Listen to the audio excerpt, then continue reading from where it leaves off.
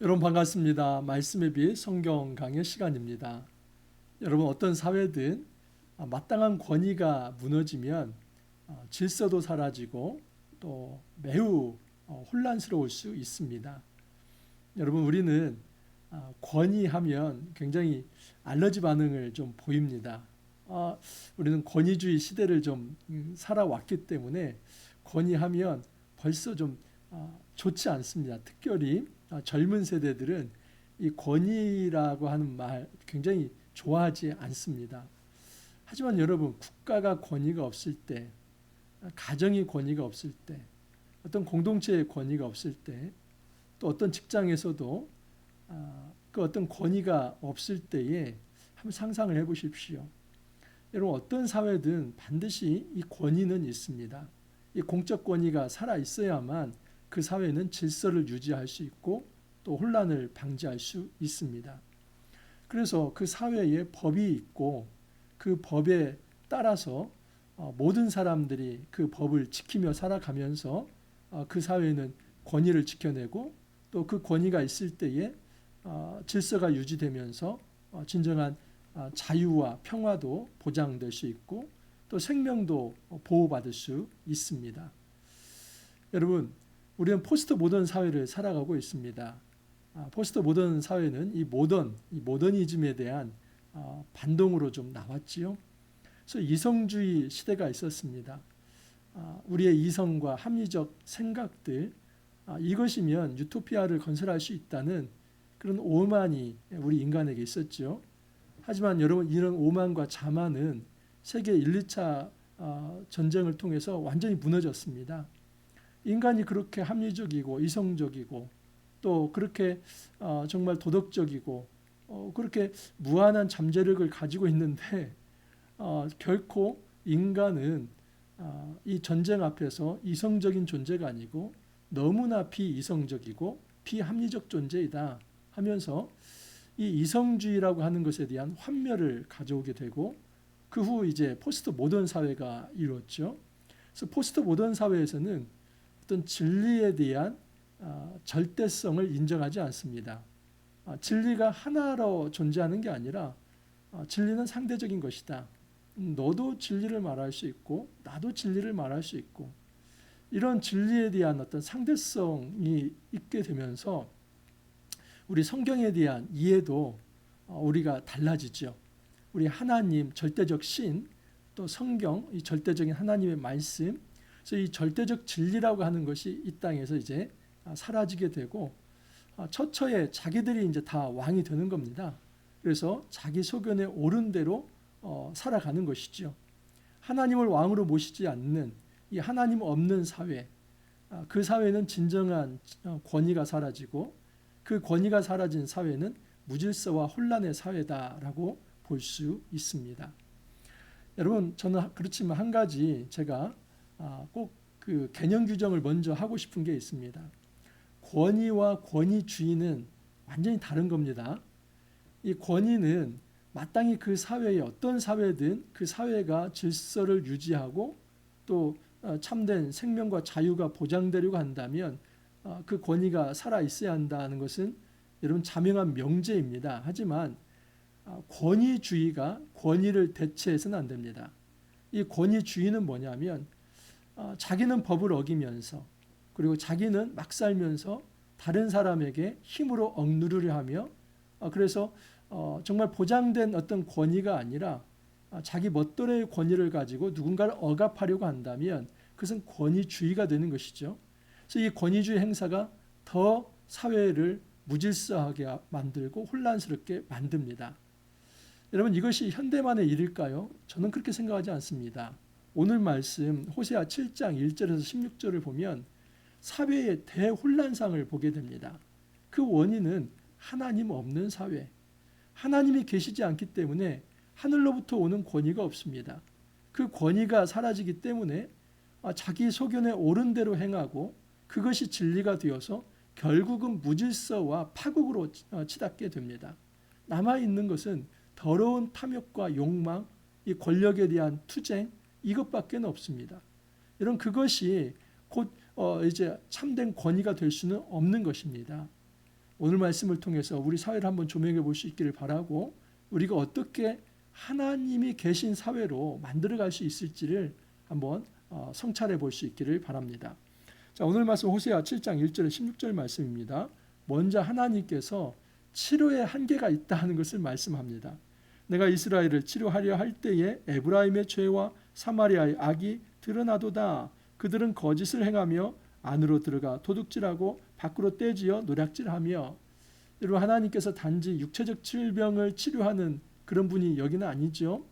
영적인 질병, 그들의 어떤 죄를 좀 하나님께서 용서하시고 돌이키려 하는 것입니다.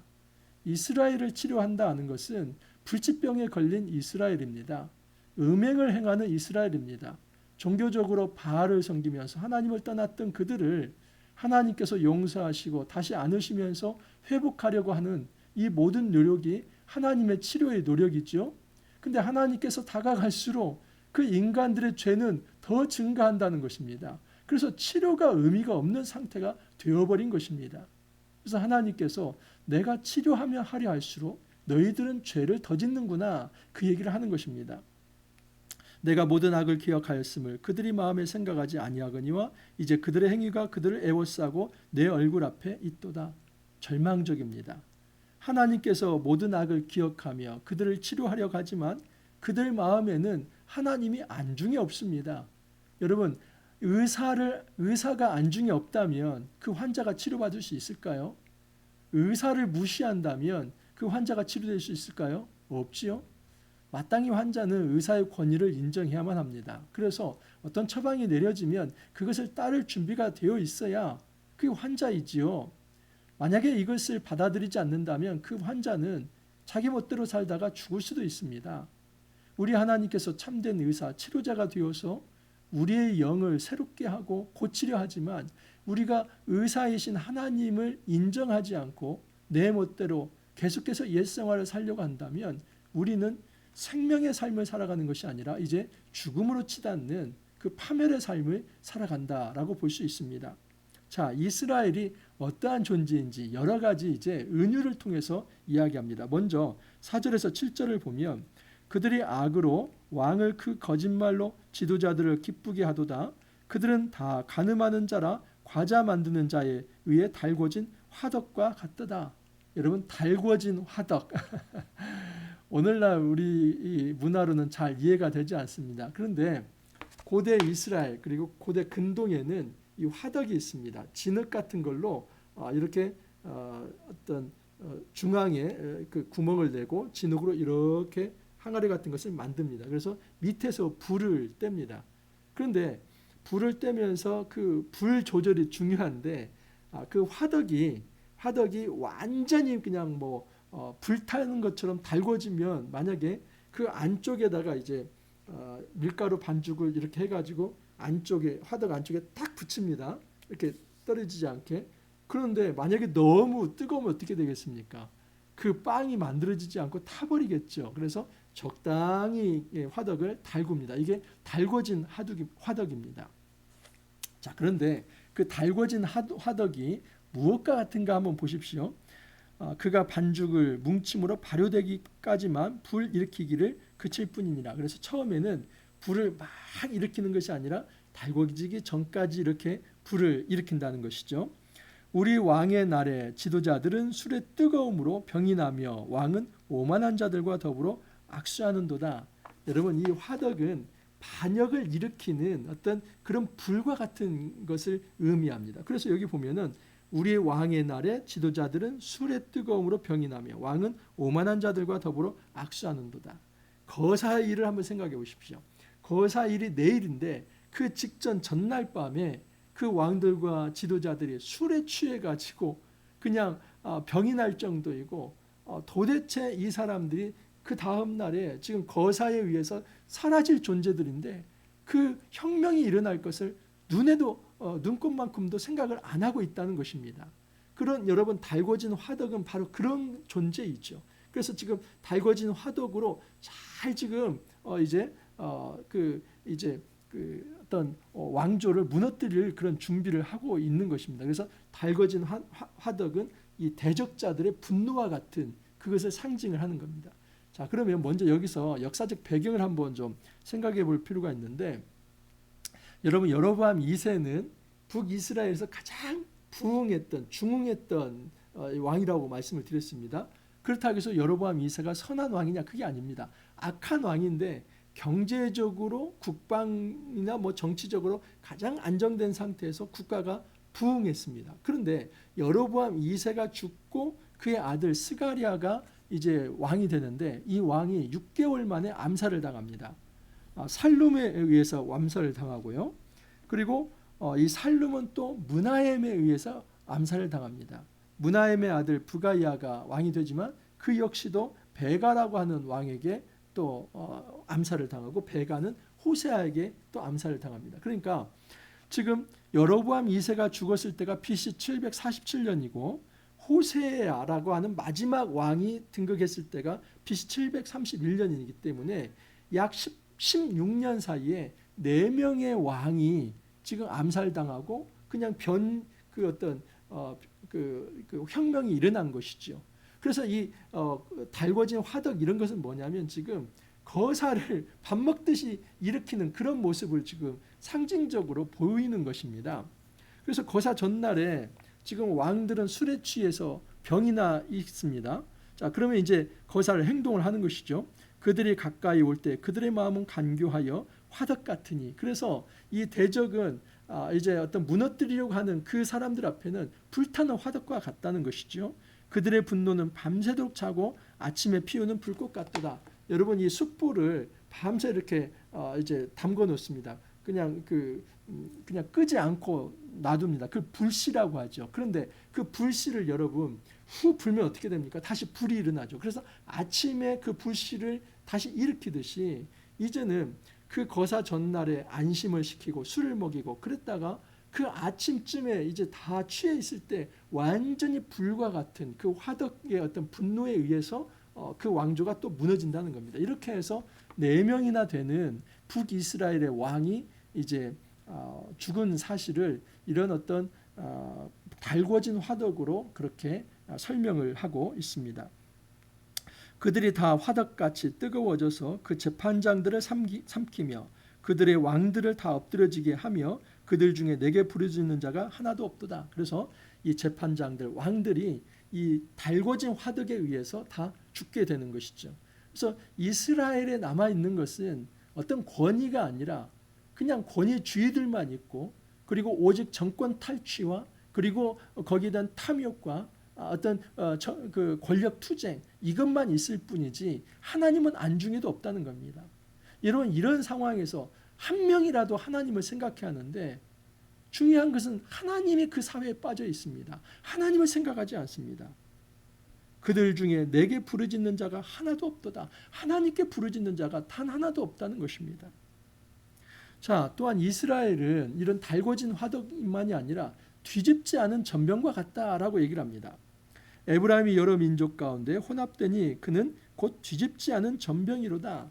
여러분 이 혼합이라고 하는 거 이것은 에브라임은 북이스라엘입니다. 그리고 이제 이방 민족과 혼합이 되어서 완전히 혼합주의 짬뽕이 되어서 민족 전체성이 없어지죠. 여러분 이 뒤집지 않은 전병이 어떻게 됩니까? 뒤집지 않은 전병은 뭐와 같으냐면 이제 예를 들어서 화덕 같은 경우도 이렇게 보십시오. 이렇게 딱 붙여 놓으면은 만약에 계속해서 거기다 붙여 놓고 떼지 않으면 어떻게 되냐면 겉에는 이게 잘 익어가는 듯 하는데 이 벽 쪽 거기 화덕에 대인 그쪽에는 완전히 새카맣게 타버립니다. 그래서 한쪽은 새카맣게 타고 한쪽은 약간 그냥 설익은 듯한 이게 뒤집지 않은 화덕이다라고 뒤집지 않은 전병이다라고 볼 수 있습니다. 그래서 한쪽은 타고 한쪽은 설익고 그래서 이 혼합주의 짬뽕이 된 이 뒤집지 않은 전병 이것이 바로 이스라엘의 실상이라고 하는 것이죠.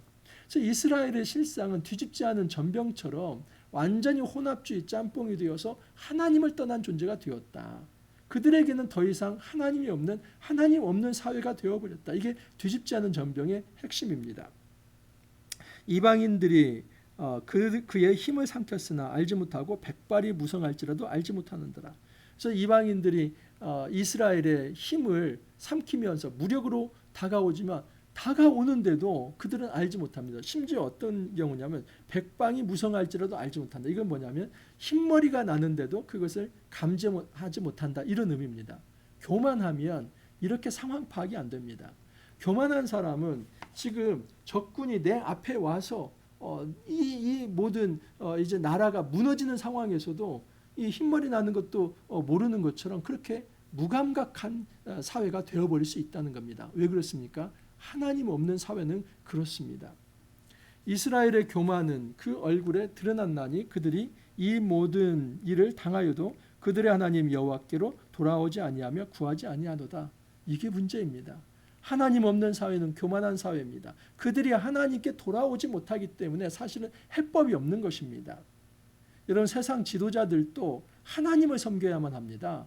이런 세상 지도자라고 해서 자기 뜻대로 가는 것이 아니라 하나님을 제대로 섬길 때 그 사회가 진정한 말씀의 권위가 있고 말씀의 권위가 있을 때 참된 평화와 자유와 안정과 질서와 생명이 그 안에 있는 것입니다. 하나님 없는 사회, 이 교만한 사회는 반드시 무너질 수밖에 없습니다. 에브라임은 어리석은 비둘기같이 지혜가 없어서 애굽을 향하여 부르짖으며 아수르로 가는도다. 이스라엘이 그랬지요.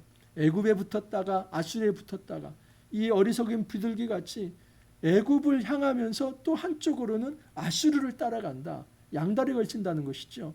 그렇게 해서 결국 어떻게 됩니까? 아수르에 의해서 BC 722년에 완전히 사마리아가 망하지 않습니까? 그걸 이야기하는 것입니다. 그들이 갈 때에 내가 나의 그물을 그 위에 쳐서 공중의 새처럼 떨어뜨리고 전에 그 회중에 들려준 대로 그들을 징계하리라. 하나님은 그렇게 양다리에 걸치는 이스라엘을 마치 새를 사냥하는 사냥꾼처럼 그 이스라엘을 사냥할 것이다. 하나님께서 징계할 것이다 말을 합니다. 화 있을진저 고발을 합니다. 그들이 나를 떠나 그릇 같음이니라. 패망할진저 그들이 내게 범죄하였음이니라. 내가 그들을 건져주려 하나 그들이 나를 거슬러 거짓을 말하고. 처음에 얘기한 대로 하나님은 치료하려고 하나 치료하려고 할수록 그들은 빠져나가고 죄는 더 드러나서 그 질병이 깊어져서 고칠 수 없는 상태. 하나님은 그들을 이제 건지려고 했지만 그들은 거슬러 거짓을 행했다라고 얘기를 합니다. 15절을 보면 내가 그들을 팔을 연습시켜 힘있게 하였으나, 여러분 하나님께서 훈련을 시켜서 너희들이 이제 하나님 백성으로 살아가라, 거룩한 백성으로 살아가라, 그렇게 훈련을 시켰고 설사 넘어질지라도 돌아오도록 훈련을 시켰지만 그들은 돌아오지 않았습니다. 그들은 내게 대하여 악을 꾀하는도다. 이걸 배은망덕이라고 하죠. 하나님께서 선을 베풀었었는데 악으로 갚는 것, 하나님이 은혜를 베풀었는데 배신하는 것, 이 배은망덕의 죄를 이스라엘이 지었습니다. 그들은 돌아오나 높으신 자에게 돌아오지 아니하니 어디로 갔겠습니까? 바알에게 가는 겁니다. 돌아온다는 말만 하자, 오라 우리가 여호와께로 가자 말만 하고 역시나 다시 또 바알에게 가서 그 푸른 나무 밑에서 제사를 지내며 그렇게 하나님 아닌 다른 것에 자기 영혼을 팔아버립니다. 그래서 하나님은 이것이 진정한 돌아옴이 아니다. 속이는 활과 같으며, 이 속이는 활은 여러분 활이 만약에 굽어졌다고 보십시오. 활은 이게 직선으로 딱 반듯해야 하고 그래야 정확하게 그 관역에 꽂힐 수 있지 않습니까? 근데 굽어진 활은 뿅뿅뿅 가다가 엉뚱한 사람을 이제 그 해할 수도 있죠. 그래서 이 속이는 활이라고 하는 것은 쓸모없는 활입니다. 그 쓸모없는 활은 결국 부러질 수밖에 없습니다. 속이는 활과 같으며 그들의 지도자들은 그의 혀에 거친 말로 말미암아 칼에 엎드러지니 이것이 애굽 땅에서 조롱거리가 되리라. 여러분 애굽은 하나님께서 심판하신 땅입니다. 그 애굽을 심판하고 출애굽시켜서 이스라엘 백성을 건져서 구원해서 가나안 땅으로 인도하지 않았습니까? 근데 그 하나님을 심판한 애굽이 다시 이스라엘을 조롱한다는 것은 환애굽, 애굽으로 다시 돌아갔다는 겁니다. 애굽 시대로 다시 그냥 돌이켜져 버린 겁니다. 이스라엘의 죄로 인해서 이스라엘은 완전히 옛날 시대로, 옛 시대로, 하나님 없는 사회로 다시 돌아가 버린 것입니다. 이 시대에도 여러분 권위는 필요합니다. 그 권위를 내가 만들려고 하면 그건 권위주의가 됩니다. 여러분 이 땅에도 대한민국의 헌법이 있죠. 그리고 헌법 이하에 실정법이 있지 않습니까? 그게 권위를 이루는 틀들입니다. 법치주의 사회이기 때문입니다. 민주주의 사회에서 이 법이 권위를 갖고 있는 겁니다. 하지만 그 법이 결국 어디서 오는 겁니까? 이 대한민국의 헌법과 실정법은 그 도덕법과 자연법에서 오는 거 아닙니까? 도덕법과 자연법 사상은 하나님을 전제로 하는 것입니다. 하나님이 계시기에 하나님의 형상을 가진 하나님의 모습을 닮은 인간은 마땅히 살아가는 삶의 도리가 있다. 여러분 그 마땅히 살아가는 삶의 도리를 이 성경에 기록한 겁니다. 그렇기 때문에 여러분 참된 권위는 성경에서 나오는 것입니다. 아무리 포스트 모던 사회가 됐다 할지라도 우리는 성경을 절대적 진리로 받아들여야만 합니다. 성경에서 말하는 것이 하나님의 말씀이고 그 말씀의 원리에 따라서 이 땅이 통치되어야 한다는 사실입니다. 그게 진정한 질서이고 무질서가 없는 상황에서 참된 자유와 평화와 그리고 안정과 생명이 보호받을 수 있다는 것입니다. 하나님 없는 사회, 왕이 없는 사회는 자기 소견에 옳은 대로 행하면서 그냥 치고받고 또 정권만 바뀌었을 뿐이지 아무 변화가 일어나지 않는다는 사실입니다. 우리는 이것을 지양해야만 합니다. 여러분 대한민국 사회도 하나님 없는 사회가 된다면 똑같이 이런 전철을 밟을 수밖에 없습니다. 우리가 함께 기도하길 바랍니다.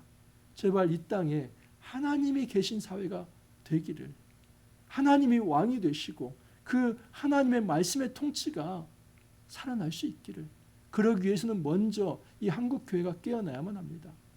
여러분 큰 교회든 작은 교회든 말씀의 통치를 받으면서 그 말씀의 원리에 따라서 살아가고자 하는 몸부림이 있을 때에 여러분 이 사회는 바뀔 수 있습니다.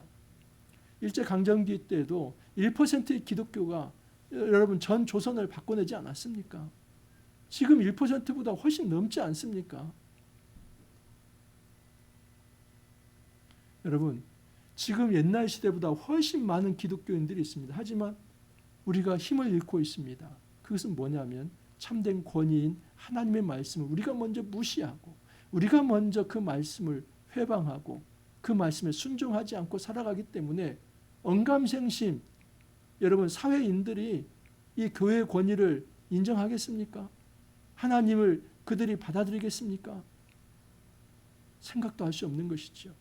그래서 우리가 사회를 탓하기 전에 먼저는 우리가 하나님 앞에 회개하는 정신을 가져야 하고 우상 숭배를 끊어내고 하나님께서 말씀하시는 진정한 생명과 평화의 통치가 무엇인지를 세상에 드러낼 수 있는 말씀에 순종하는 자세가 우리에게 먼저 있어야만 합니다. 그리고 또 요구해야 하죠. 이 사회가 이렇게 생명을 지향하고 평화를 지향해야 한다. 그 얘기를 할 수 있어야죠. 그렇게 해서 사회는 바뀌어 나갈 수 있습니다. 여러분 하나님 없는 사회가 아니라 하나님이 왕으로 통치하시는 이 말씀의 사회가 될 수 있기를 우리가 함께 기도하며 또 노력할 수 있기를 간절히 소망합니다. 함께 기도합니다. 주님 감사합니다. 하나님 없는 사회, 진리가 없는 사회, 권위가 없는 사회는 무질서와 혼란이 가중될 뿐이라는 것을 알게 되었습니다.